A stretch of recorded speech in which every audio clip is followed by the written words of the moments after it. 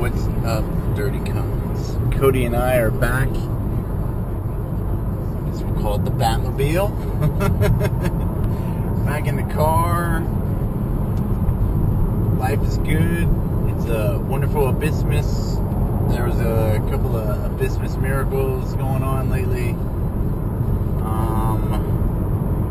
Life is good.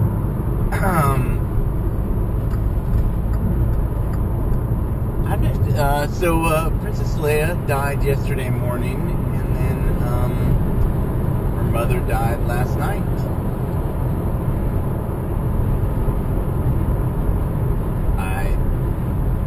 I find that to be a beautiful sentiment.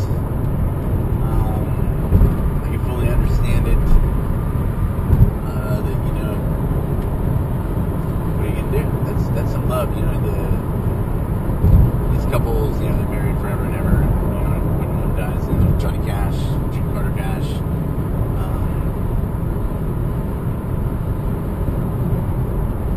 I don't know. I don't think of it as giving up. I think you know when you've run your race, you know, and it's time to go be at peace. And I think that is a testament to the human spirit, or to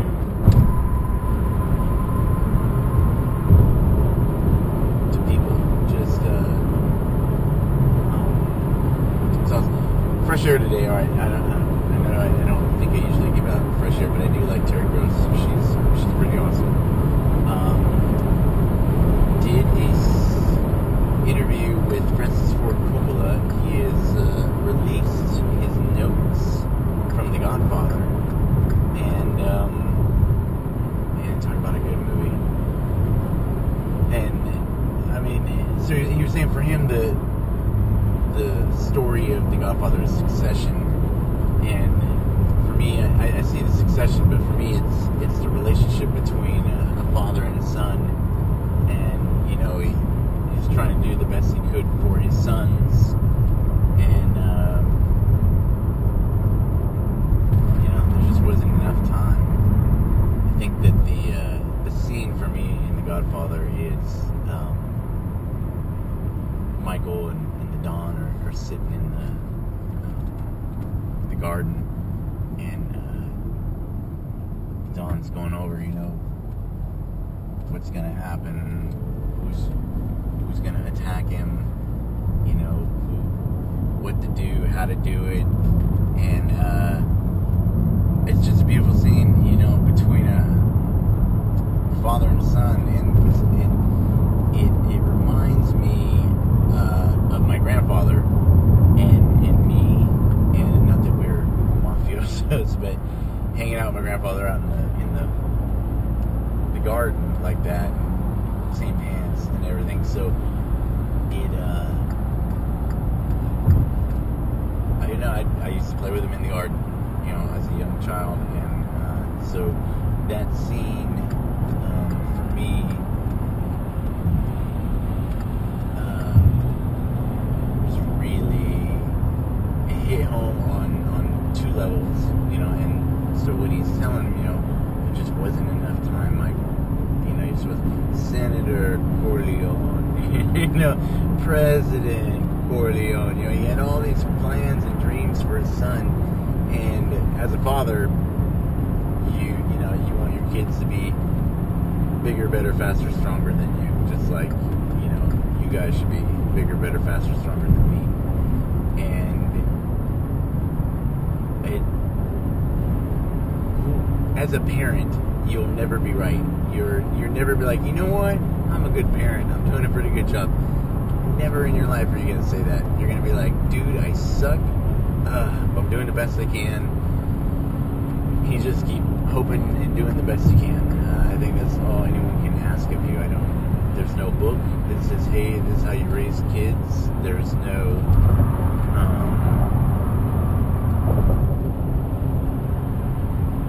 there should be a test. I mean, if they test you to learn how to drive a car, they should test you to be like, let's see, what's your selflessness like?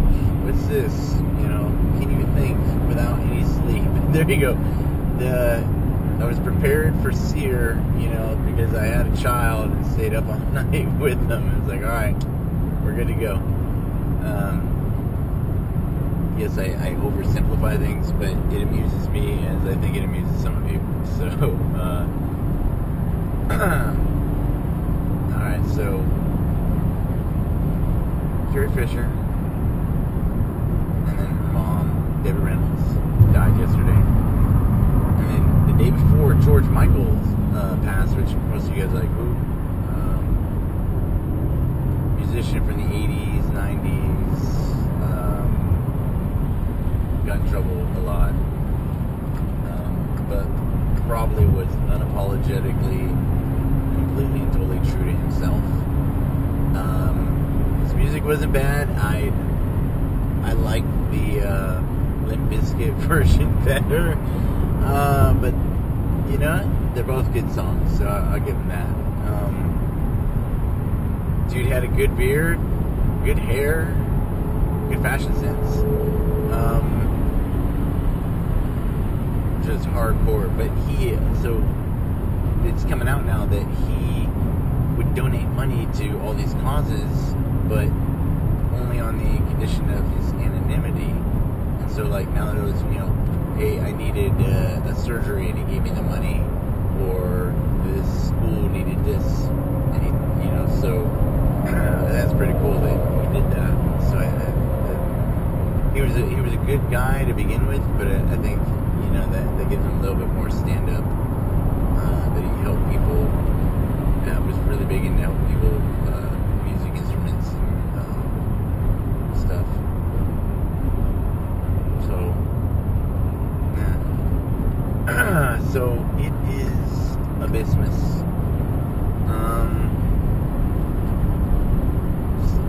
Every Abyssmas is special. Some Abyssmases are more special. And, everyone's doing their year look back, and 2016, sucked. Everybody's, up in an uproar. And I will give you, I think for the world, 2016 has been a good gut punch on all things, like just. I remember so 2015 was kind of a rough year, but then when I got to 2015 doesn't really look that bad, but 2015 was more of a rough year for me, and 2016 seemed to be more of a rough run for the world, and because I had a blast. I actually had a really good time in 2016. The things I got to do, the people I got to meet, the waves I got to catch, the decisions that were made, like, it was a pretty good year. I think a lot of growth. You gotta take growth where you can get it. So drinking milk someday I'm gonna be like 5'7". Yeah, so and you know what? Was it good, was it bad? It just was. It's whatever you make of it. So look for that positive side, I got a setback. I gotta do in-dock again. You know what? You're still at in-dock. It's not that bad. Glasses, or get a waiver, pass the test, keep on going.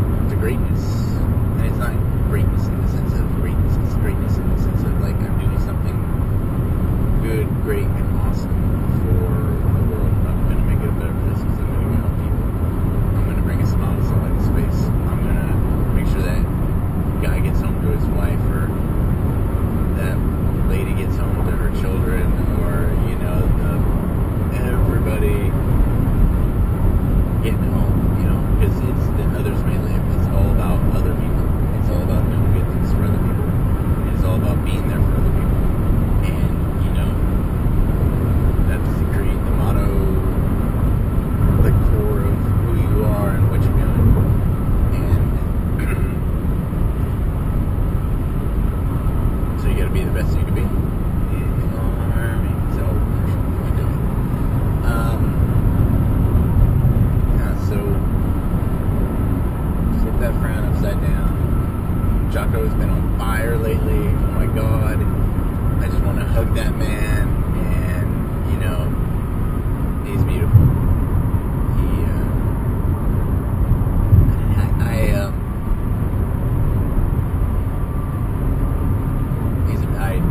The whole book club thing, I mean, because I love books, so getting to have him, I think all books should be read by Jocko Willink now, and I think book sales will go up because everyone will be like, Boots, you know, man, so listen to Jocko. Hope you guys are having a great Abyssmas as well. Sometimes it's good just to have people listen to you. And I'm not talking about me or this. I'm talking about, like, sometimes somebody just wants to be heard. So you listen to them. Maybe you can't help them. Maybe you can. But they feel better, you know. They've let it out. You've allowed somebody, you know, to let it out. Maybe you were having a bad day, and you're like, you know what? Hit me, what you got? What kind of day you having? And then you're like, you know what? My day's not that bad. Or you forget about your troubles because you're sitting there listening to somebody else. Or, which has happened to me more than like 90 times, you're having a bad day, dealing with something, somebody else is having a bad day, you're like, dude, what do you got? Hit me. And you listen to them, and then you either explain why your problem is, or understand, oh my God, there's the answer. And, you know, all you did was give someone your time. And so, younger people, older people, somebody made a comment to me, they're like, you know, you don't buy your kids a lot of stuff, but you coach their soccer teams, you go to their games, you know, I give them as much time as humanly possible. But I'll tell you, you know what, I don't spend enough time with them because I'm this, I'm that, I'm busy, I'm running around, you know, going crazy, staying busy, and I don't think I am spending enough time with them. So you should never be happy with what you give unless you give 150%. You know, if you're throwing up at the end of the run, then you know you gave. You know, if your legs are shaking and you can barely stand at the end of your workout, you know you gave it all. Once you step on the pitch, once you're on the field, field of battle or field of, you know, football, once you're on the field, you run. You know, when I was an in-dog student, as soon as your feet hit the pavement, you were running. And you ran everywhere. There was no walking. I didn't even know what walking was. And no, I was never the fastest runner, but I was running. And that's what it's all about. When you wake up in the morning, you hit the ground running. And you just keep going until it's time to not keep going, and you get your little break. And then you knock out, wake up, do it all over again. That's training, that's life. There's your purpose. You know, get bigger, better, faster, stronger every day. Think positive. Don't let hatred or little petty jealousies get to you. You know, I think I might have said this once or twice. So if I'm driving down the road and somebody gets pulled over, you know, and they get a speeding ticket, while that person's being pulled over, the rest of us should keep going. You know, that guy is taking a bullet for the rest of us, so don't slow down. You know, slow down if you're in the lane that's next to the cop. If you're right, just keep on going. Don't look. You know, nobody wants to be looked at while you're like, oh God, I'm an idiot, got a speeding ticket. You know, so don't look at the people. Keep your eyes on the road. Go the same pace. Get the hell out of there. He is taking one for the team, and we should, you know, put as much space between so you don't get a speeding ticket. And you're like, what? But yeah, so give everything you got. Run like the gate was left open. Smile like your heart is unbreakable. Laugh like you felt the worst pain in the world, and you can still smile and go, Dude, that's hilarious. Death, Sex, and Money's got a pretty good one about a guy and his mom. Really touching story, actually. But he tried to commit suicide, and nobody in the family knew, but now everybody knows because he used his real name on this podcast. And he's like, you know what? If there wasn't a suicide in there, then there must be something wrong with me, because this is how troubled he was, and he was laughing. And he said it much funnier, but just the way he said it, that if there wasn't, it would be. And I was like, wow. And that's definitely, never attempted suicide myself or anything, but if you're at that point, I figure you're hurting pretty bad.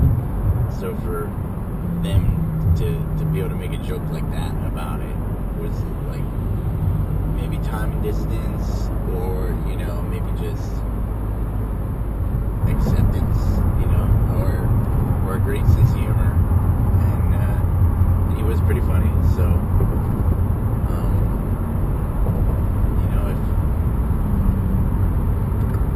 if just keep going towards the light. It may get dim, it may look dark and bleak and hopeless. Just keep swimming. That's it. I think that's about how easy. Just be water, and if you are water, you're swimming. So fluid, graceful, and as graceful as possible. I'm not the most gracefulest of people myself, but yeah. So I hope you guys are awesome. Hope that in your retrospect thoughts, looking back, that you're like, you know what?